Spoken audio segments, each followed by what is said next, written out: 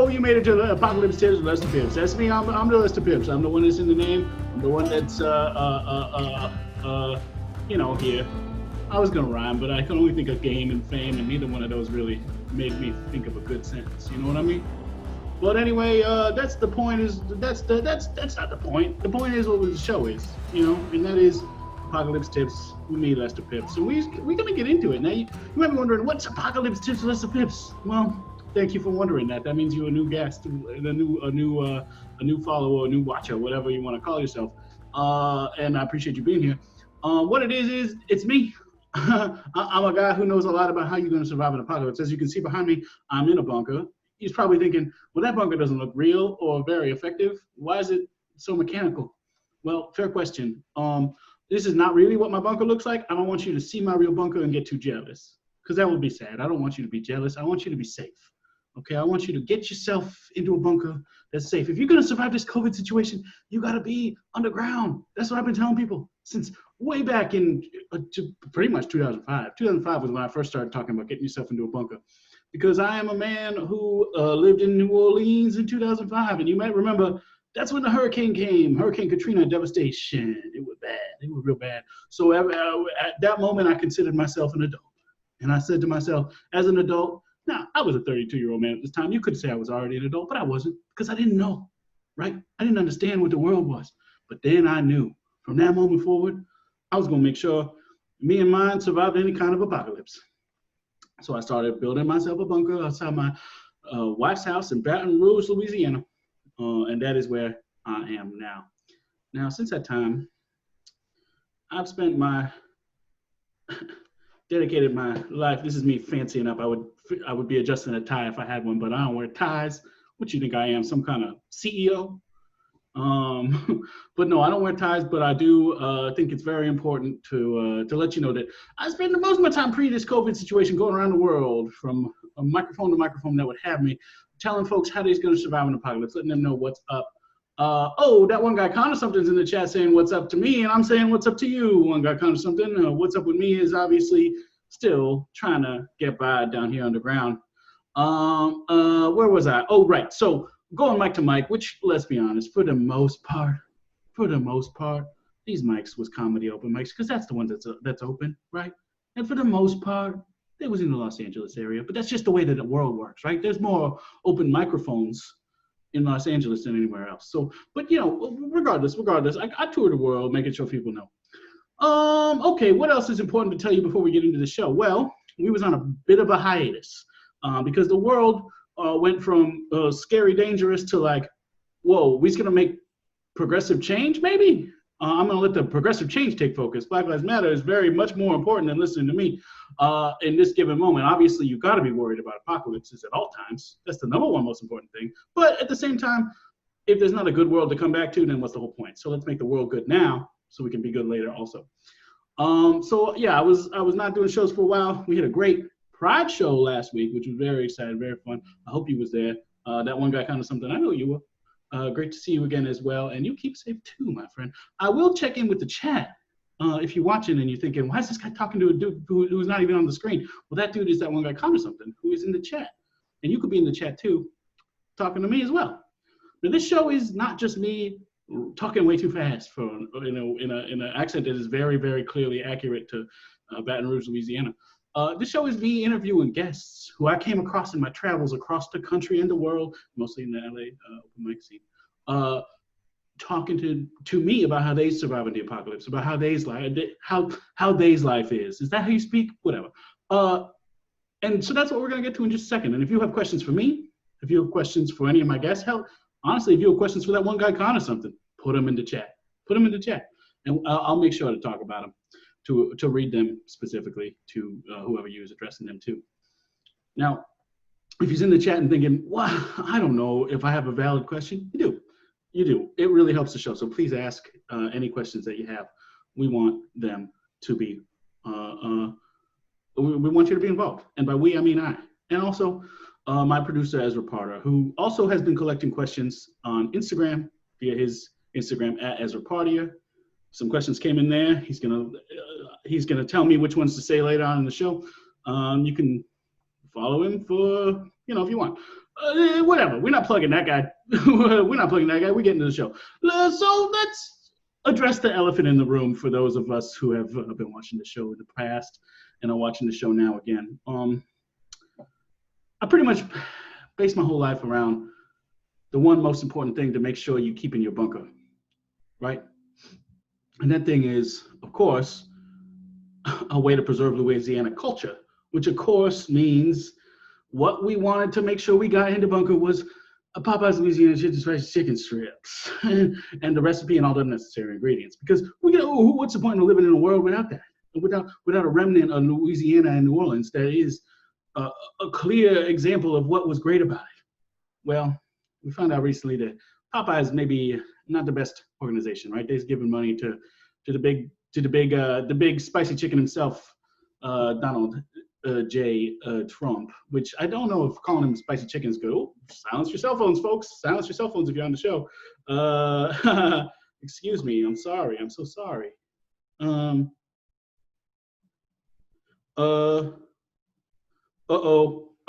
okay. I do see it. The person who texted me wanted me to see something. Just throw it in the Zoom chat.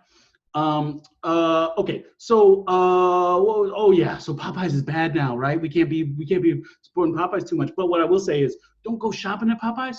Go stealing at Popeyes. Get me that recipe. I still want it. Okay. We're just gonna build a better future where there's a chicken company that is not also donating to a chicken man. Okay. I kind of like that. Maybe I'll say that again someday. Anyway, let's get into the show, okay? Let's get into the show. So the show is about the guests, not about me, although I do love to steal focus. This show is about the guests, and I got a great guest coming up first.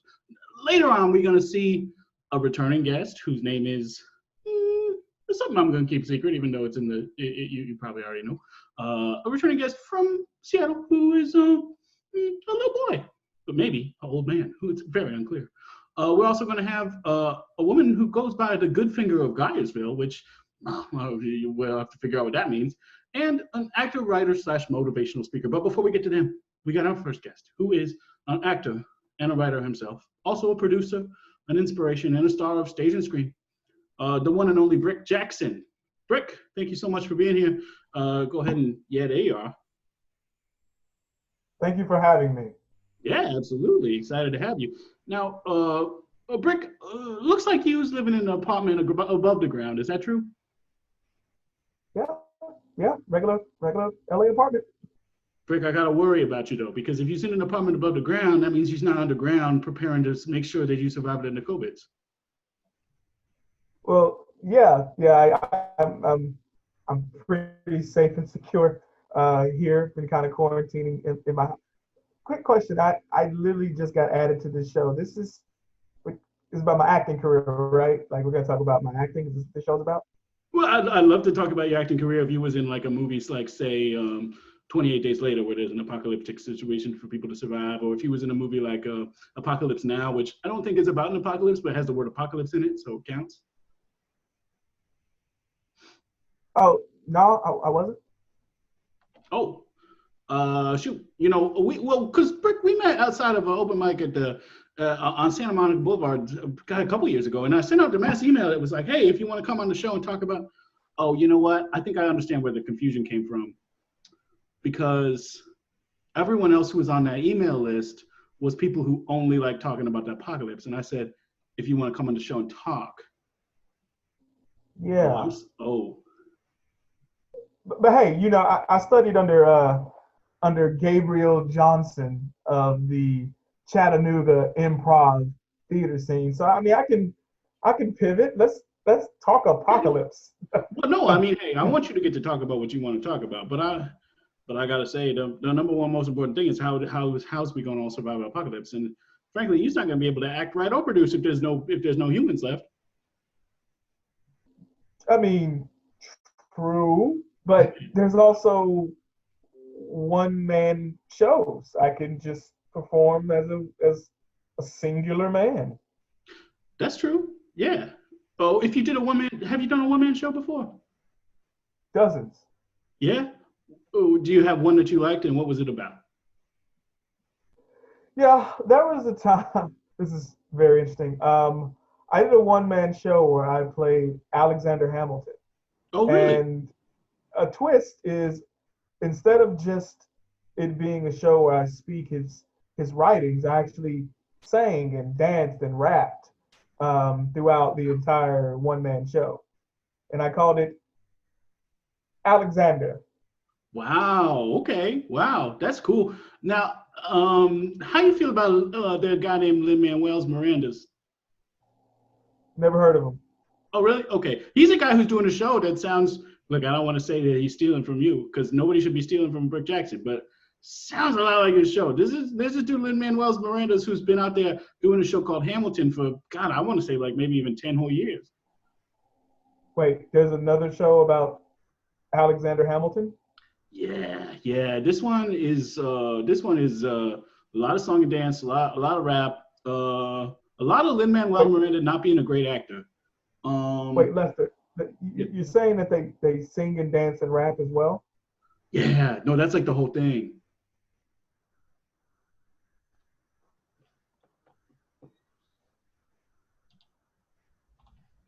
Rick, did I lose you?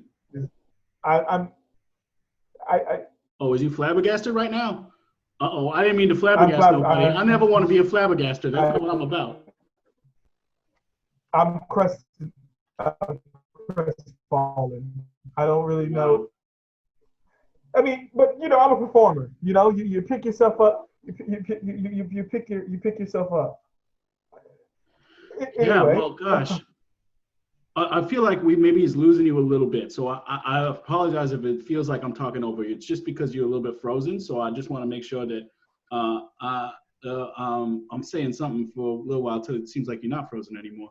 I'm here. I'm sorry. I think it's. Oh no, it's all good. It's all good. You're back. I'm glad to see it. I think it's that Miranda fella trying to mess with. Okay. Anyway, Lin-Manuel Miranda is a famous hacker who's always trying to screw people over in Zoom calls. That's what I feel that as well. But I mean, you know what? But you pick yourself up. I think it was Donald Reynolds, who is a world famous playwright and Broadway producer, who said to me one time, "Brick, that wasn't good, but next time it'll be better." So I feel good. Don't worry, I feel good. I feel good now. Okay. Well, I'm glad to hear it. Now, I do have a question coming to you from the chat room here. Well, of course, that one guy Connor something who wants to know. Now, he addressed this to my producer Ezra, which that's fine. He's a publicist, he's a producer, he's a good guy. But you want to ask questions, you address them to me, Lester Pipps. He said Brick was in a movie called 211, which sort of has an apocalypse feel to it. Is that true? Was that an apocalyptic movie?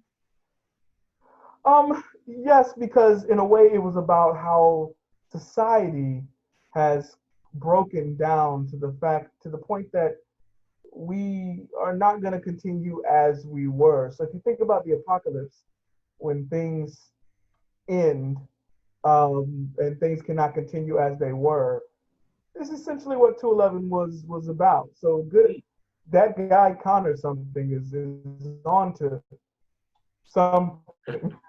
One guy Connor something is onto something. I like that. I like He's that a on lot. to something. Yes. Well, Brick, so the thing you're most proud of is something that got stolen by Lin-Manuel's Miranda. You wouldn't happen to have ever done another one-man show, maybe about a specific area of New York? That name is escaping me right now. Oh man. Oh, In the Heights. I'm just gonna hit it on the nose instead of working towards it because I'm struggling. I did, but when I did it, it was called West Side Story. Yes. I actually did I produced and directed an all-female version of West Side Story. And I was actually the only male in the cast. I played Maria. Oh, wow. Yes. And then when I saw In the Heights, I was disturbed. Wow. I'm so sorry. This guy seems to be after your career. This guy, Lin-Manuel Mirandas, is a bad guy. Now, I got to ask you, though, about your version of West Side Story. How did it feel being the only the only guy in a play that's about all the women trying to get with you? It was gratifying, honestly, Yeah. and it wasn't purposeful. I originally I had I don't know if you've ever heard of her. She's a world famous actress. Her name is Vivica J. Sams. Mhm. She is world renowned. If you've never heard of her, you need to get in touch with your theater. She is a multi-time Tony Award visitor and just a talented individual. And she was Uh-huh. supposed to play Maria, but by some weird coincidence, she got food poisoning an hour before the show. And I unfortunately had to step in. And luckily, I knew all of the lines and the songs and the dance and the choreography and everything else involved. Well, I would And I hope so. jumped As in the and person played. who wrote it all and directed it all, you would know. Yeah, yeah. I mean, but it's one of those things where I just encompassed Maria. And I mean, the hardest part was having all of those women fawn over me. But, I'm an Mm. actor, and that's just what actors do. That's true. That's true. As every actor I've ever known has been somebody who really likes it when people of the gender that they are attracted to, or whatever they are attracted to, are into them. That's what I've found. Most actors like that. Yeah. Yeah, it was a stretch. The show went over well. We performed one night at a um, local Denny's in Southampton, Oh, and it went over well. We were going to get a second night at Denny's, but dysentery outbreak happened that next day, and we weren't able to repeat. But oh, classic. I read about that. I read about that. They said it seemed very much like it was intentional. Like, you know how arson is something that they can tell? They can tell when somebody makes dysentery happen too. right, right. And there was a young man who was the manager of this location, and his name escapes me. I think it was Leonard, stuff with Mm. L, Leonard Oh, Lyle, something like that. A little don't you young tell Puerto me it Rican. was don't tell me it was uh Lin Manuel's Mirandas. Holy crap! Oh He was the no. manager of that Denny's. Son of a! Oh my God. Lin Manuel's Mirandas is after you, man. That's terrible. I will defeat him. I hope so. My God, by golly, I will defeat him. Well, now, Brick, I appreciate us delving into your past a bit, but I'd like to get into the present if you don't mind. Uh, how are you handling being an actor during not able to leave the house times? Um, I found myself going back to my youth. I was raised by a mother who worked 4 jobs a Mm, day, 21 and a half hours per day. So I spent a lot of time alone. yeah. And what I would do when I wanted to have an outlet for my many talents is I would line up all of my stuffed animals at the bottom of the stairs and I would perform. Um, and and I found myself going back to that lately. I've actually been doing that on a regular basis. I am currently sold out downstairs for my next show. Wow. I Yeah, I've gone in my archives and I've pulled out some old characters, some old writings that I have not touched in quite some time, and I've lined them up at the bottom of the stairs every night, and it's just been a miraculous outlet for my talents to be able to perform to this captivating audience. Some of them have buttons for eyes, but what's Hmm. amazing is that those buttons stare right into my soul as I'm performing, and you can't beat that. You can't. Oh, that's fantastic. That's hey, I mean, we all find different ways of coping, and for some of us, it's talking to people who they've met over the course of the years on Zoom at least once a week, and for some people, Right. it's talking to whatever kind of stuffed animals they can find in their basement. And hey, both are valid. Both are equally valid. That's what I always say. I'm keeping my skills sharp. That's what's important. Now, I do have another question coming to you in the chat, and this is from somebody named Cailey Noelin, who would like to know, is Brick singular and ready to mingular? Oh, I get that question once a day. Um, Currently, I'm in between singular and mingular. Hmm. Um, I'm currently working through my fourth divorce. And so, technically, on paper, I'm a married man, but she's in Alaska. So, I'm technically single. Wow.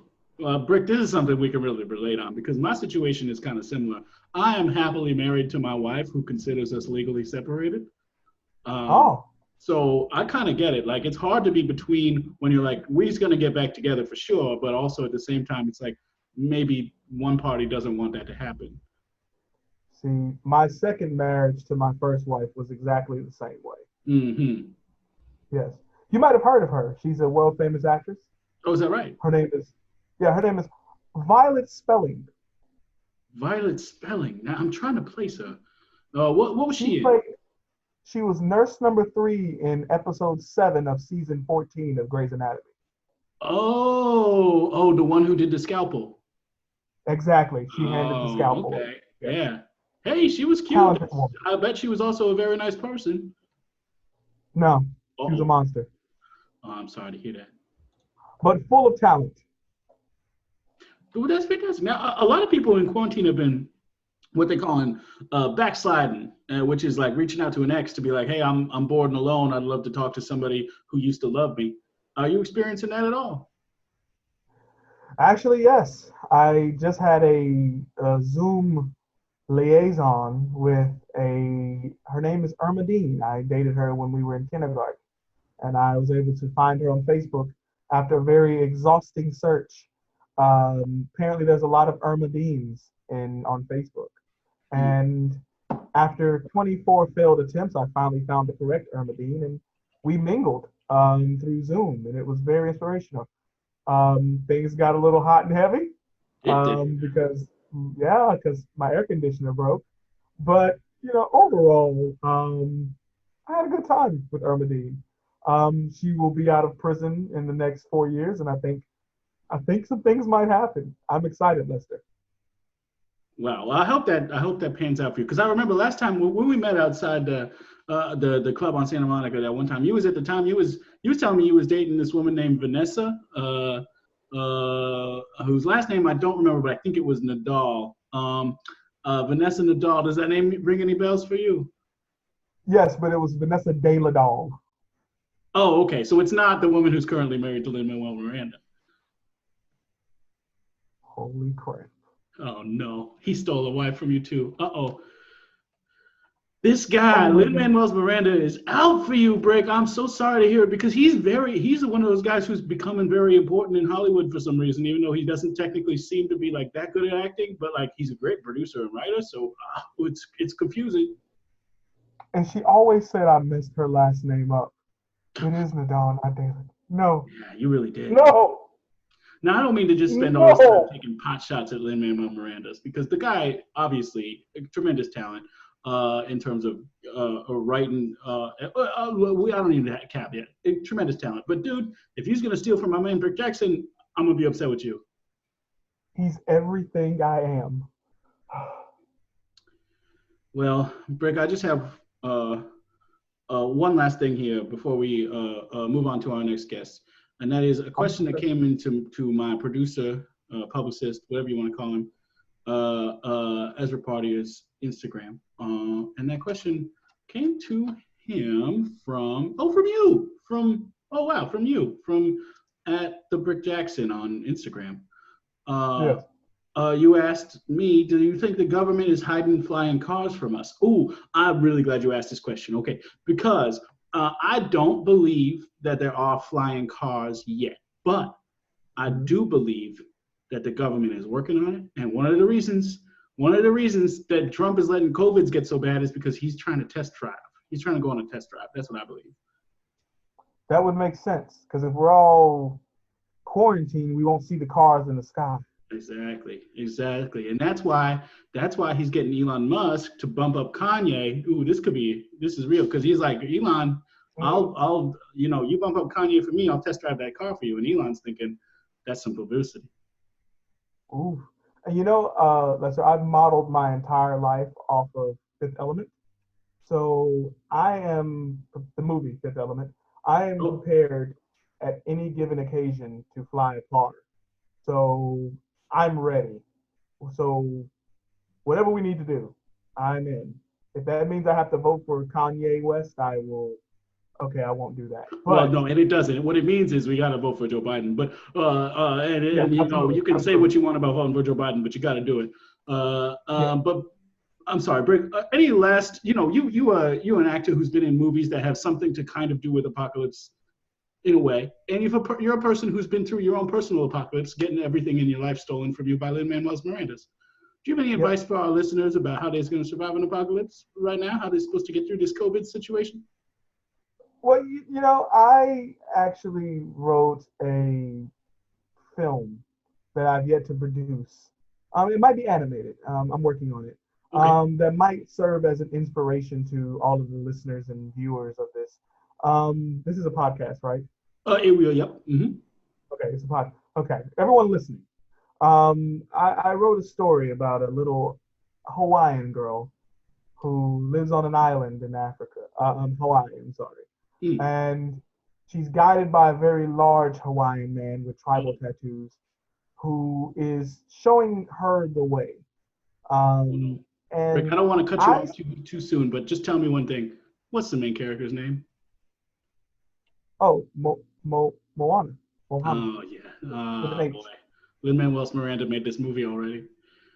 He got The Rock in it and everything. He made a movie with. It's called He made a Moana. movie with.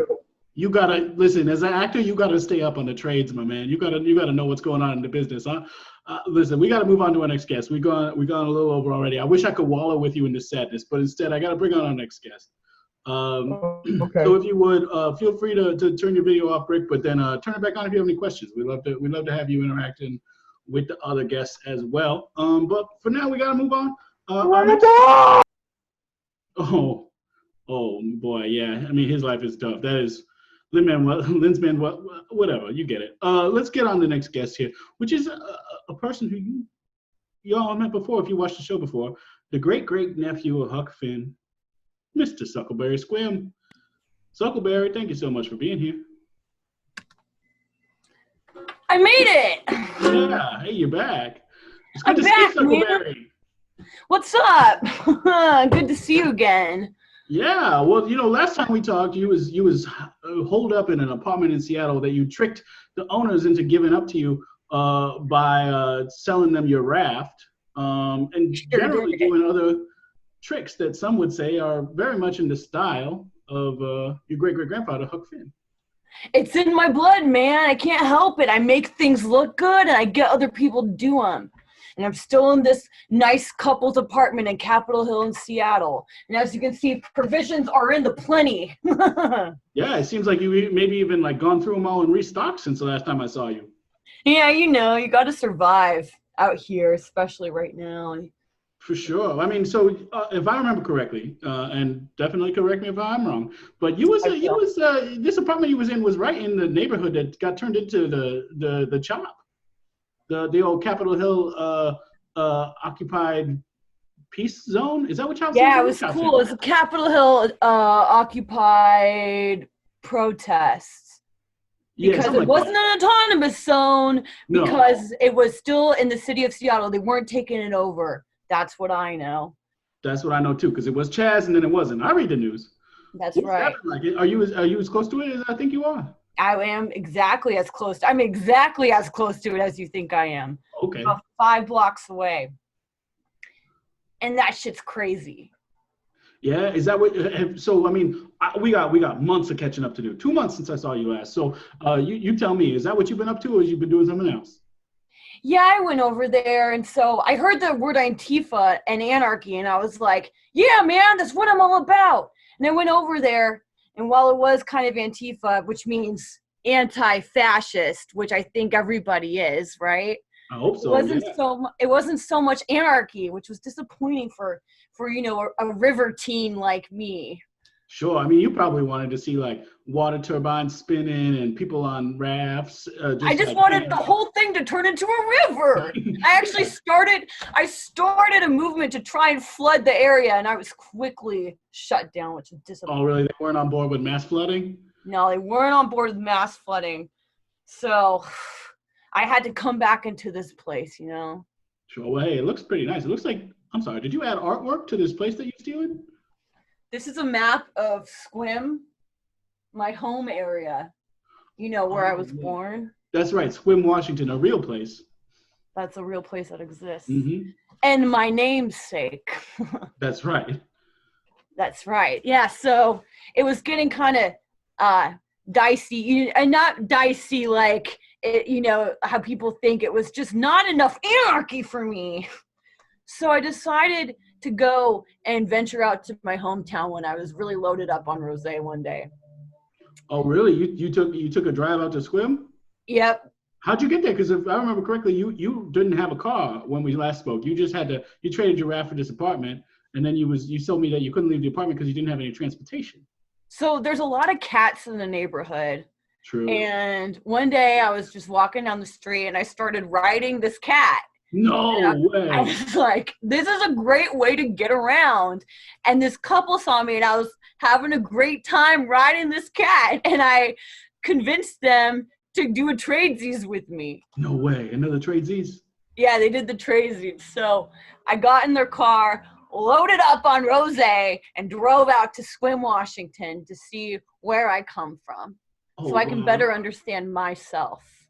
Not only was you driving as a young boy, you was driving as a drunk young boy. That's amazing. Did you make it there safely? Yes, I did. The only way, no one else can do this except for me. Nobody. But I learned how to drive rafts when I was drinking rosé. Sure. So, I mean, as a young river boy, you got to be drunk because that's the river lifestyle. That's the river lifestyle, exactly, Lester. Yeah. Mm-hmm. So I drove out to Squim.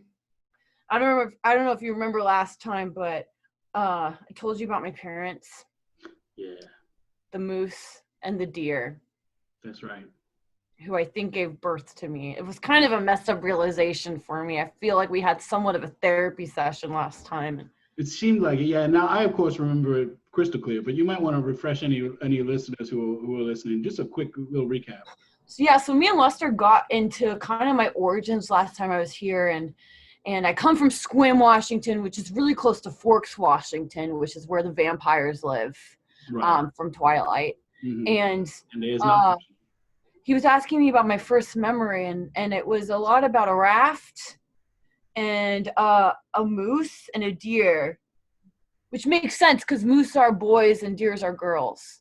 Right, just like cats are girls and dogs are boys. Exactly. It's just the same principle applied to the forest. Yeah, so I decided to go. I followed this map, and I landed myself right in the forest I think I saw Lester. I think I saw my mom and my dad. No way, really? I really did. Wow, there was a deer and a moose hanging out there. Did they call to you with the sounds of a mother or father to their baby, a coo? Well, they started to make some noise, and I got really scared and really hungry, and all I had was my bow and arrow, so no. I got him. Suckleberry, no! You found your parents, but you killed them with a bow? It was on accident! It sounds like it was very intentional. Well, maybe it was intentional. All the rosé and all that. It was a long drive over there. It takes like 4 hours. Yeah. Boy, so, when I heard that you went out to Squim and you was drunk and you thought you found your deer and moose father and you was drunk driving, I thought, oh no, don't tell me Suckleberry hit his own parents with his car. But no, you didn't. You killed him with a bow and arrow I didn't even know you had. I didn't know I had it either. It was in the car of the couple who traded me the cat. Oh my gosh. I mean, I was just really hungry, and I probably should have put 2 and 2 together, but I never went to school. Sure. So math was never your thing, but I do think that maybe okay. I mean, look, it's not necessarily math to say, oh, those are probably my parents. I shouldn't kill and eat them. But at the same time, like, as I always say, when you're trying to survive an apocalypse, sometimes you got to make sacrifices. And that's just it, man. You got to make sacrifices. I was tricking that couple to think I wasn't having a good time riding that cat. I was having a great time riding that cat. Yeah, well, I mean, that sounds fun. I mean, that seems like you could have ridden that cat to like a grocery store and just bought some sandwich meat or something instead of. But they're killing my parents. Yeah. Yes, I know it's a little dark, but I mean, if it makes anyone feel any better, I didn't really know them. Look, the truth about life is sometimes it's dark, and you can't lean away from that just because you don't want to feel it at the moment. This is a dark thing that happened to you, and I appreciate you being willing to share with me and that one guy Connor something, and Frankie G Baby, and everybody else in the chat. Thanks a lot, Lester. I appreciate your understanding. Yeah. Speaking of the chat, though, I do have a question coming to me from the chat, from that one guy Connor something. Wants to know, Huck Finn once had to elaborately fake his own death. Have you, Suckleberry, had to do anything like that? Yeah. I faked my own death. I've had to do it lots of times throughout my life. Actually, when I went down to chop, I started chanting, "Flood the streets, flood the streets." Oh, yeah. And I had my raft with me. It kind of made people mad, like I was hijacking something that's actually really, really important and needs to happen right now. Oh, sure. For a little white kid to come into that and start yelling, "Let's flood the streets." That seems. And you know, in hindsight, I get it. It's fucked up. I mean, sorry for the language.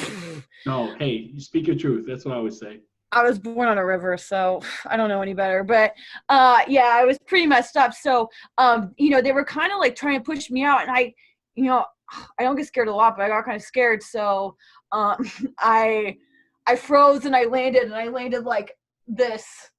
I learned that from my brother I grew up with in Squim, is the Troy the possum. Oh yeah, no, that is great playing dead. That's exactly what a possum looks like when it does it.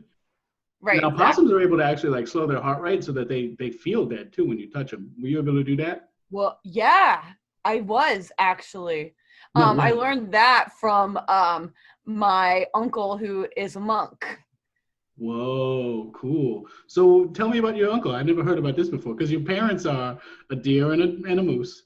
Right. So your uncle, a monk. Now you don't well, I'll let you fill that in. What's that mean? Well, I gotta plug in my this couple's device is like low on batteries, so I gotta plug it in. I know. Take all the precautions you need. I'm happy to speculate while you do that. Seems to me like if your daddy is a moose and your mommy is a deer, then your uncle would probably either be a moose or a deer. But the other possibility is maybe it's not a fraternal uncle, but rather, an uncle in the sense that like your dad's best friend is your uncle. You know? Yeah, so one day I followed the river all the way to the Pacific Ocean and then went around the world and ended up in Nepal. And then, so I did a stint there. That's a big raft trip across the Pacific Ocean. You know, it's pretty big. I think, I mean, I was drinking rosé the whole time. Naturally, yeah. Rosé all day, as you always say. That's what you do. So, I ended up in Nepal for a little bit. And so got some lessons from my uncle. I call him my uncle. Mm-hmm. Monk Roy. You oughta listen. I don't mean to presume, but if I was you, I would call him my munkle. Lester, that's why I like you. Well, I appreciate it. Now, I have a question that I wanted to read that came to me from my producer / publicist at Ezra Party on Instagram, who sent me a question from somebody named at Cailey Nolan, which is Cailey Noeln.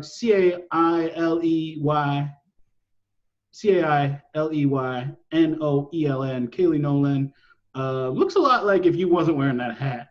Wanted to ask me, what's the catch of the day?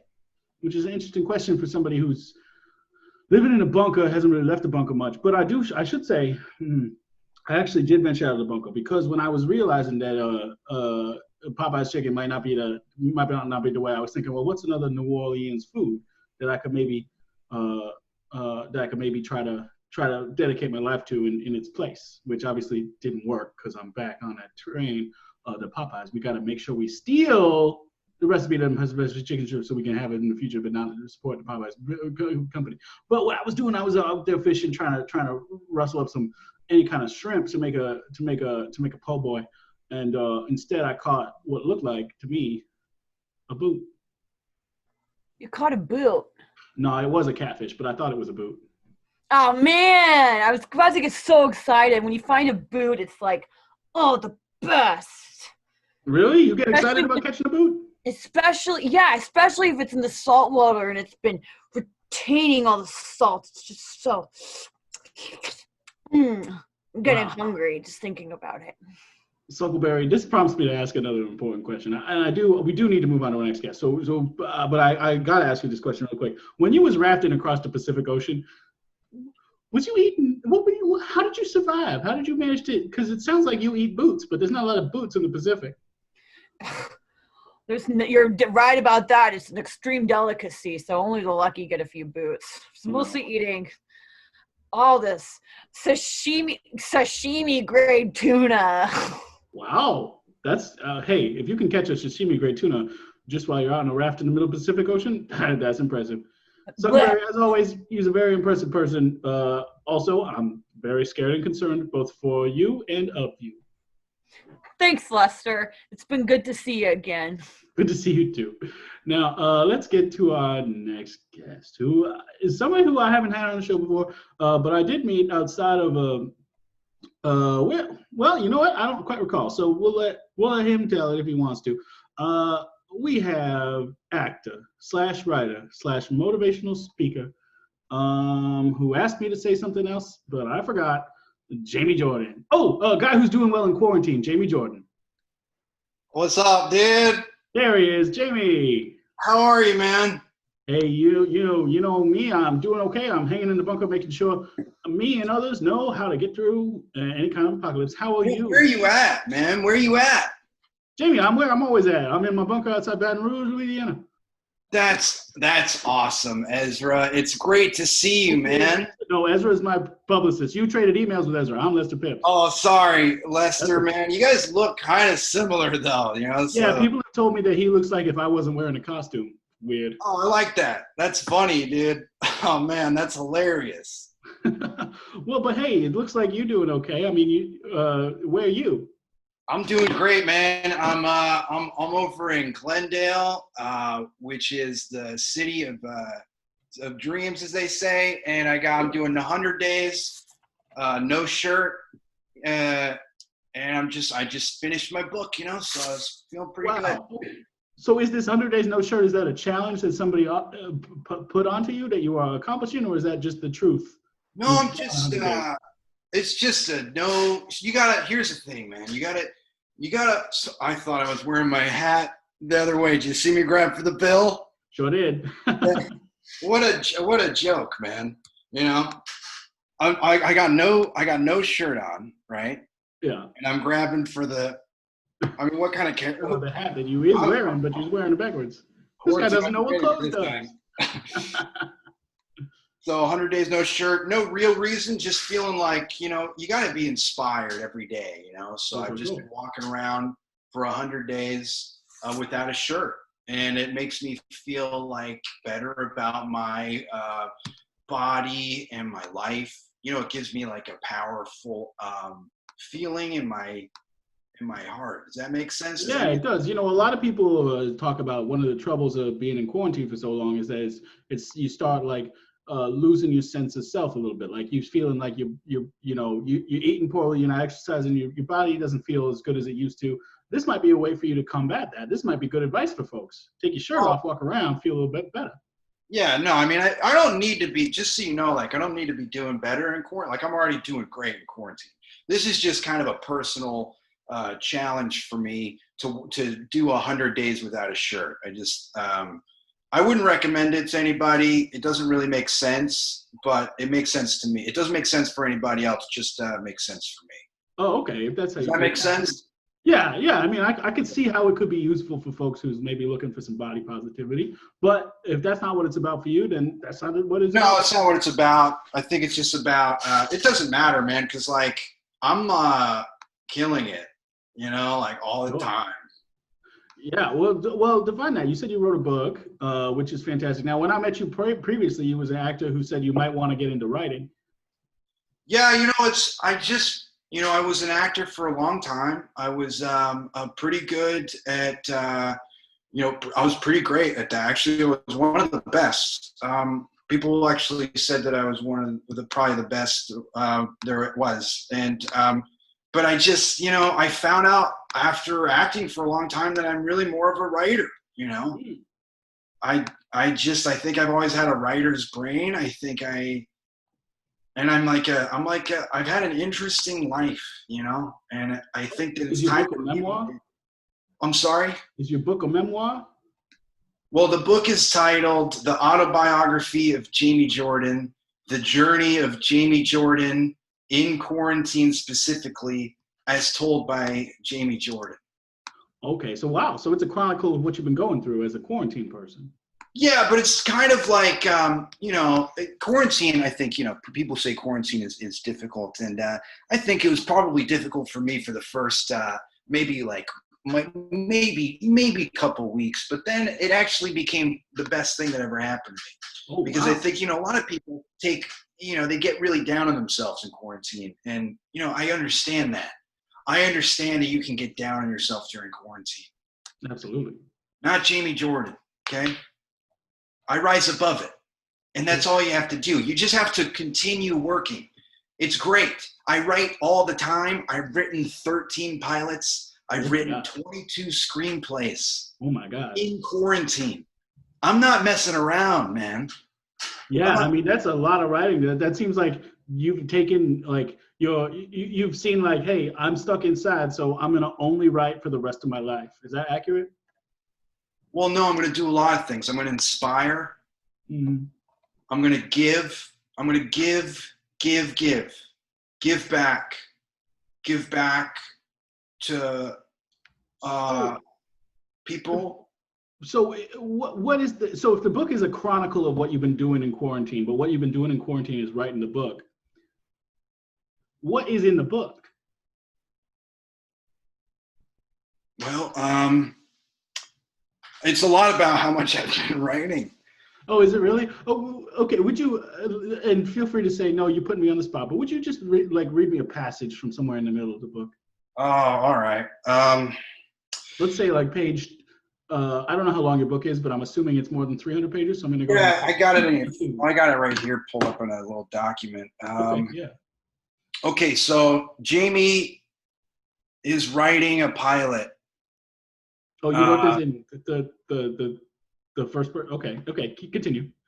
So it says, this is a pilot about a boy who meets a girl, and the girl is a huge fan of Jamie's. Wow. And you from when he was acting? Yeah. That's cool. Now, they start dating. Okay. And then so that's like the basic crux of that one. And then it says Jamie sits down to write another pilot. Well, so is this okay? So look, I don't mean to criticize in any way, but it sounds like this is more of just like a log of your days. No, man. No. No. There's a lot in here. You gotta understand. It's an inspirational, motivational book. Okay, yeah. About keeping your work ethic up, about making your show. Yeah, because I talk about how I was canceled by Tony Robbins. Did I tell you about that? No, tell me about that. You got canceled by Tony Robbins? What's that mean? Tony Robbins, well, he tried to cancel me because I kept saying awaken the giant within. Oh. And that's his thing. That's his thing. So I kept doing that. He tried to cancel me, but he just sued me. He was tweeting it out a lot, and he caught you and he sued you? Yeah, I made a bunch of memes and stuff with me with Awaken the Giant. Oh man, that sounds like an interesting part of the book. I'd love to. I mean, how did that settle up? It wasn't just like a really quick process where I lost $20,000. Oh no. It's okay. But when I do the book is the purpose of it's going to get me the money back. So another pilot. Can I read some more? Sure. Yeah. Let's read a little more. Another pilot is about a girl who's really downtrodden. She needs guidance. Mm-hmm. She meets a guy who's a little older, not too much older, so it's not like a creepy thing, and he inspires her to be better. Okay. It's a comedy, romance, drama, dramedy. Cool. That sounds great. Now, when you say you wrote these pilots, you mean that you drafted the idea Like that's it, or do you mean that you actually have like a 30-page script about that concept? Well, here's the thing. Here's the thing, Lester. I have a lot of it is in here. Okay. A lot of it is all in there, and so most are, yeah, they're like that, but it's all of it. I'm talking dialogue, period. Yeah. No, you got it up there. I get that. It's all in there. Well, great. I have a question to you coming from the chat here, from that one guy, kind of something. He wants to know, he's tried writing a book. How do you approach the writing and editing process? What system works best for you? What are you talking about, my routine? Yeah, you're writing your process. Well, here's the thing. I'll give you guys my rundown of my routine, okay? So I'm up at 4:30 a.m.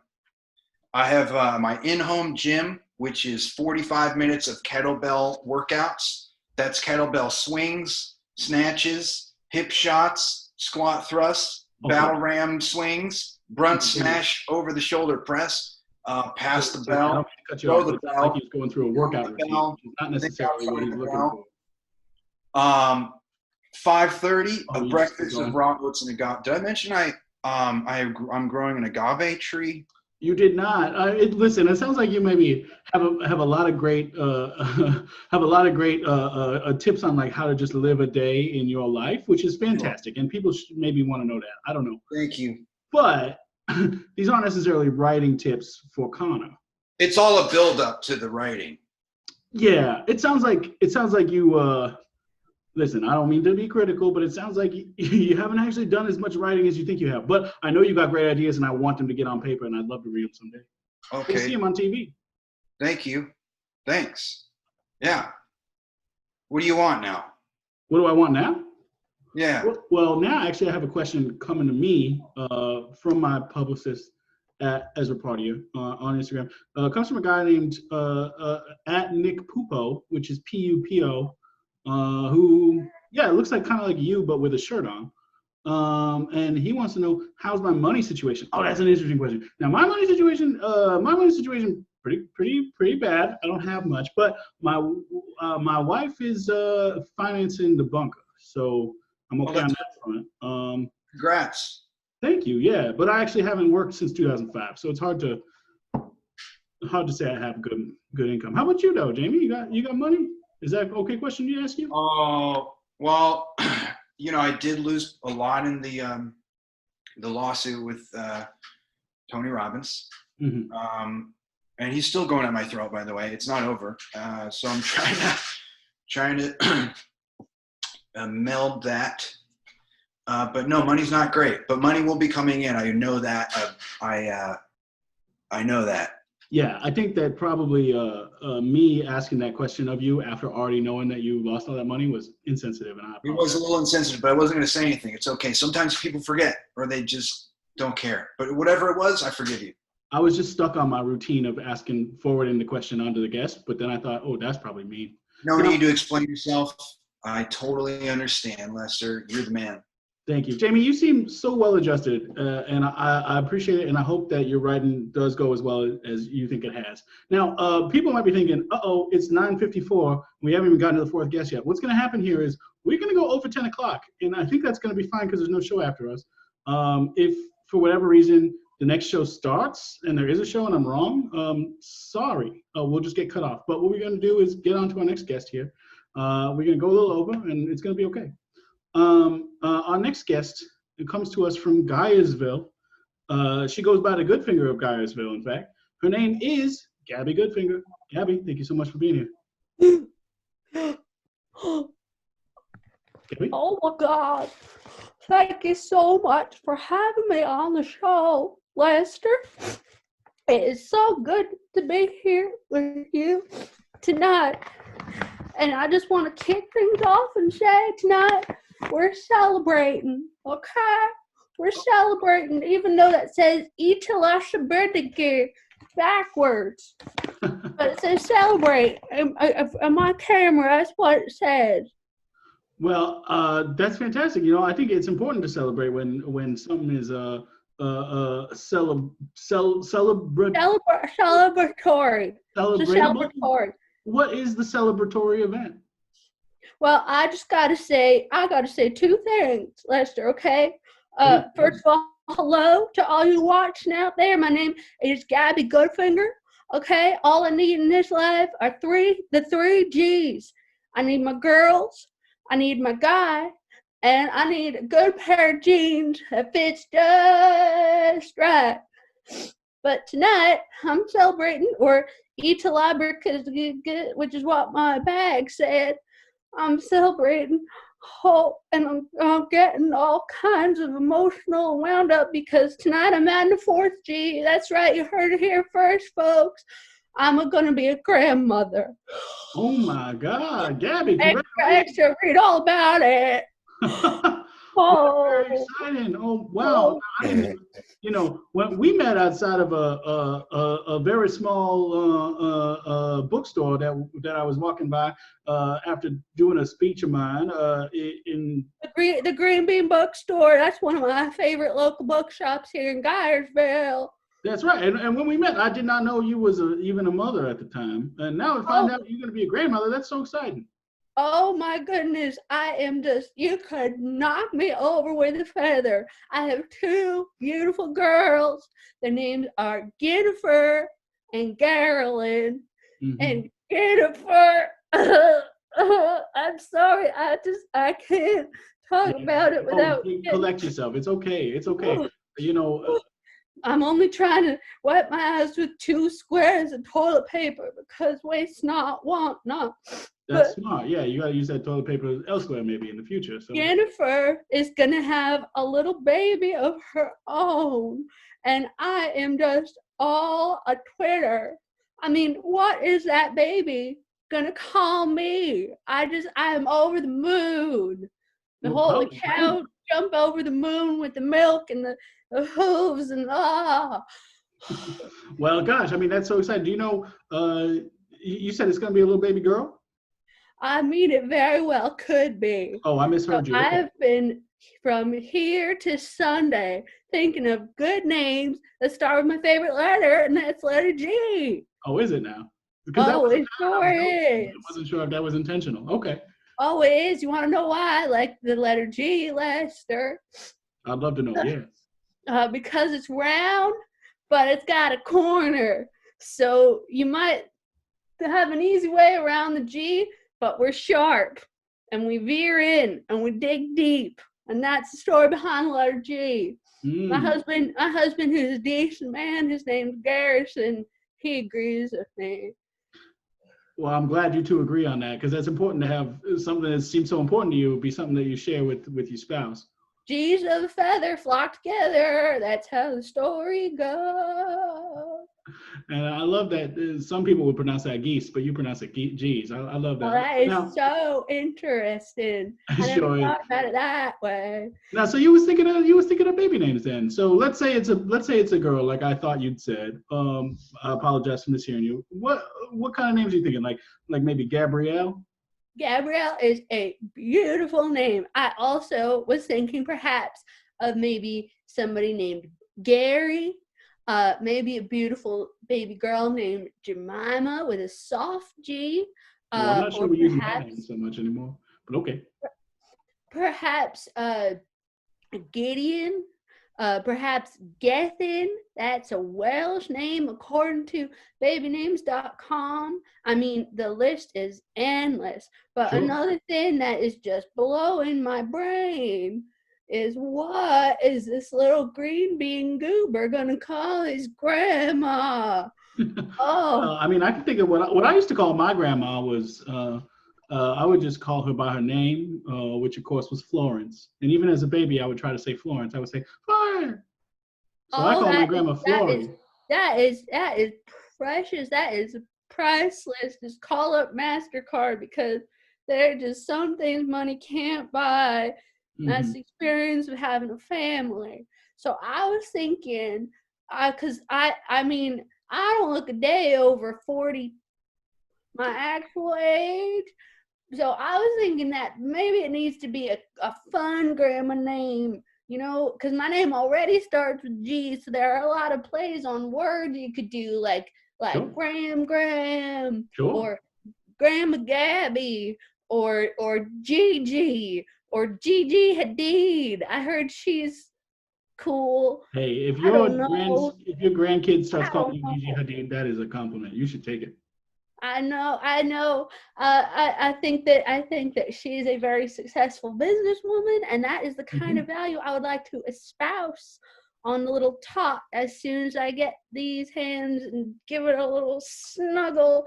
I'm never gonna let that thing go. I told my daughter, watch out, because once that little bean sprout pops right out, Grandma Gabby's gonna roll it and roll around and teach her everything she needs to know about being a decent human or human. I just want to take one quick second to, in case there is a show that's supposed to start at 10. If you're watching this and you're saying, why are they going long? I'm going long because I didn't think there was a show. So if you need to, just start your show. It'll boot us automatically. That's cool. But I think there's not. I think we're in the clear. So Gabby, I have a question for you coming from the chat, from that one guy, Connor something, who asked, let's hear it. yeah, he wants to know, how is your relationship with your son-in-law, your grandbaby's daddy? Oh my goodness. Well, sometimes they say the perfect man can't exist. It's in this meat market, it's hard to find a decent man. I know, because I took the last one off the streets when I married my husband, Garrison. You think the last decent man was somebody who you took off the streets at least 20 years ago? That's what I thought, Lester. But then I'm Jennifer personally offended, but I'll let you speak. I'll let you continue. Had the good old common sense to go out there, and she found herself a gardener named Garrett. Wow. It just, I'll be darned. Now, what? I'm sorry. Which daughter is it that's married to Garrett? Jennifer. Jennifer. Carolyn is on her own path. She's figured things out. Okay, she's going back to school, maybe thinking about studying sociology. Is that right? How do you feel about that? You think that's a good path for Carolyn, sociology? I encourage her to study genomics, geography, gardening, but she seems to be interested in the study of people, places, and things in society. So God bless her heart, whatever makes her happy. Because that's all I want in this world. I want for my girls to be happy. And you can write that down. I won't, because I don't take notes during the show, but I would like to. I will remember it. Now, I do have another question, a quick follow-up from that one guy, kind of something. Wants to know, did Jennifer take Garrett's last name, or are they Jennifer and Garrett Goodfinger?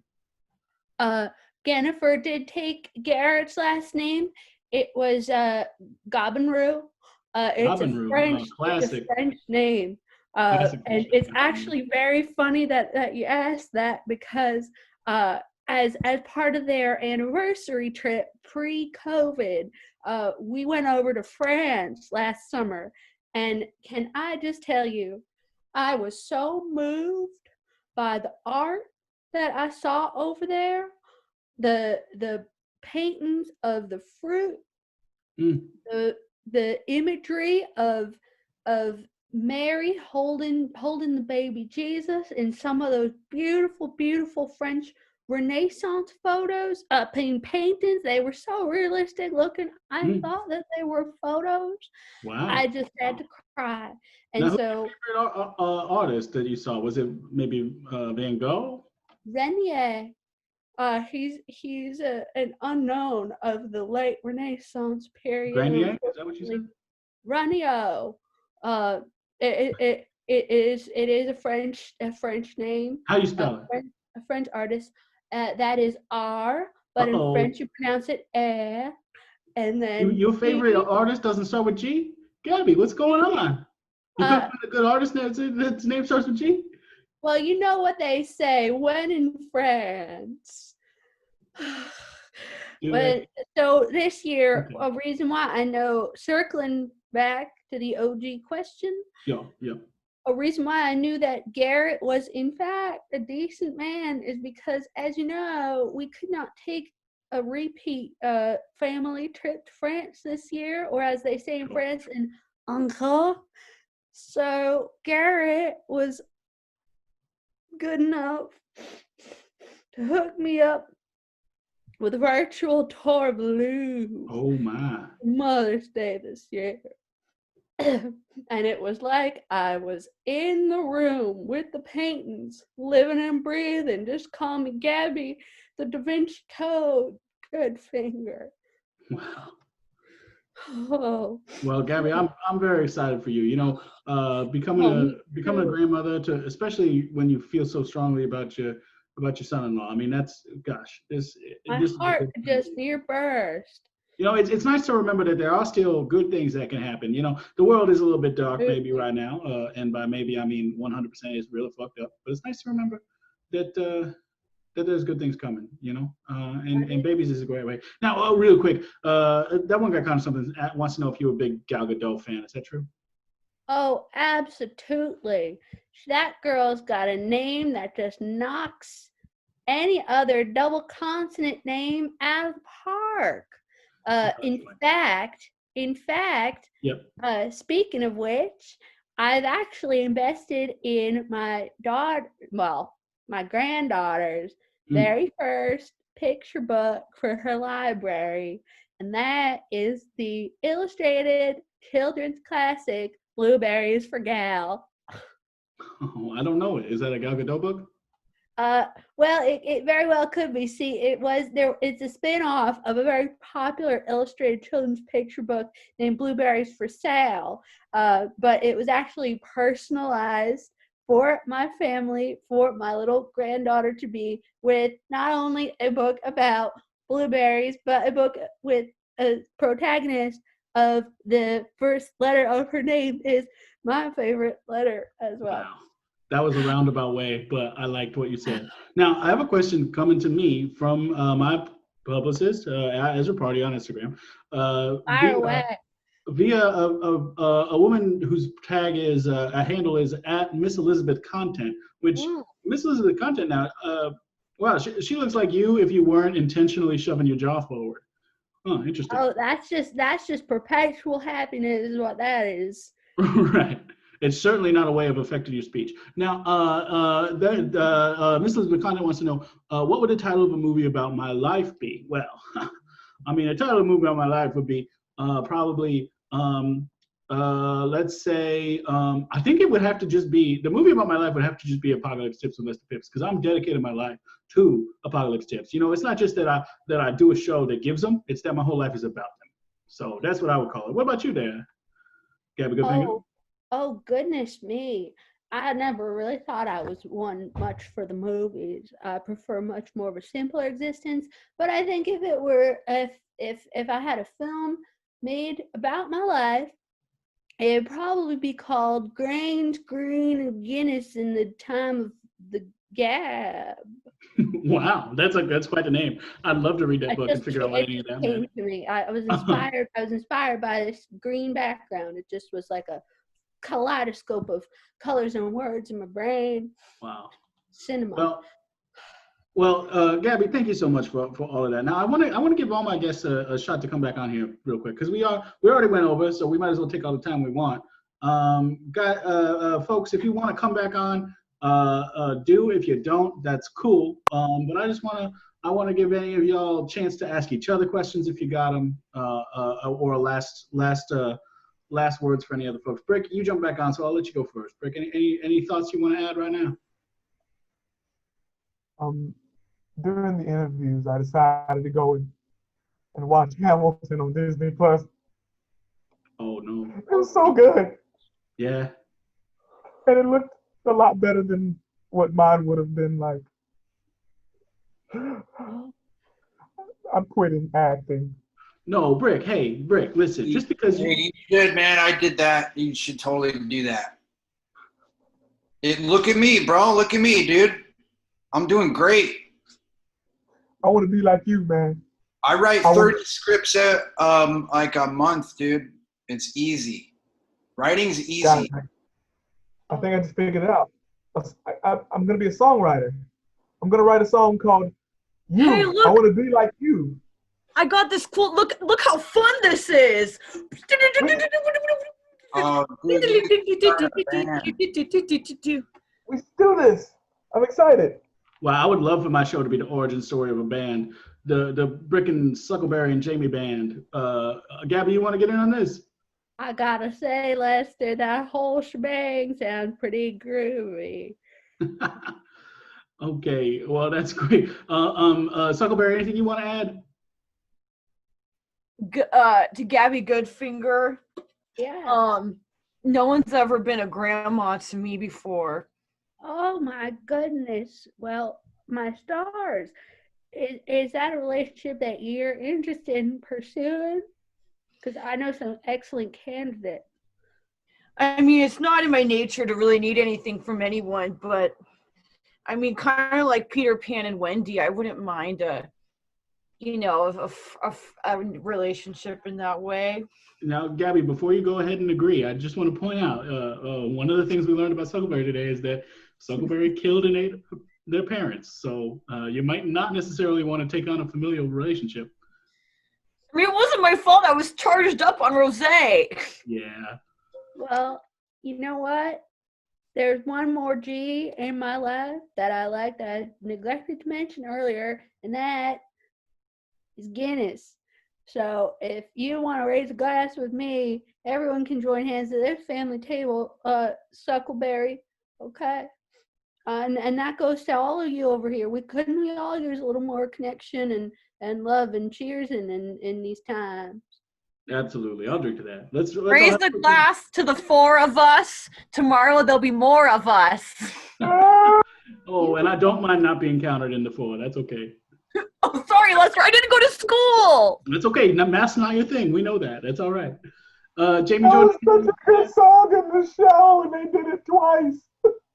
Uh-oh. Oh. Jamie Jordan, anything you want to add real quick? Oh, Brick. Oh. Oh, no. Brick is falling out of his chair. Brick, say something if you were alive. Something that I'm alive. Thank God. Okay, Jamie Jordan, anything you want to add? Yeah, I just want to tell you guys that it's okay if you have a designated time to cry during the day. I designate 11 or 9:45 till 11:45. I cry. It's just that I suppress things all the time, and you just got to get it all out. Wow. Okay. Well, hey, whatever we got to do to cope, that's right. Listen, man, if you need somebody to talk to, in a way that's not a show, you let me know. Gabby, anything you want to add? Yes, I'd like to say just one thing. A really fun family game that my family and I have been playing for some entertainment these days is a little game we invented. It's called Gaggle Bits, Patent Penning.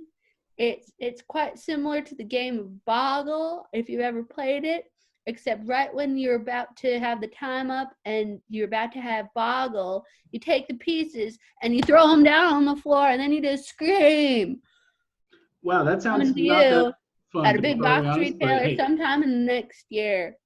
Okay, well, I guess look out for that. Look out for Jamie Jordan's book. Look out for the band that's going to exist soon. And yeah, well, thank you all for being on the show. Thank you all for watching, specifically that one guy, Connor Something, who seems to be the only person in the chat. And also thank you to the Peck Theater for letting us continue to do this show. And yeah, that's the show for today. Thank you very much. Thanks, man. You're the man. Be good. And don't get COVID.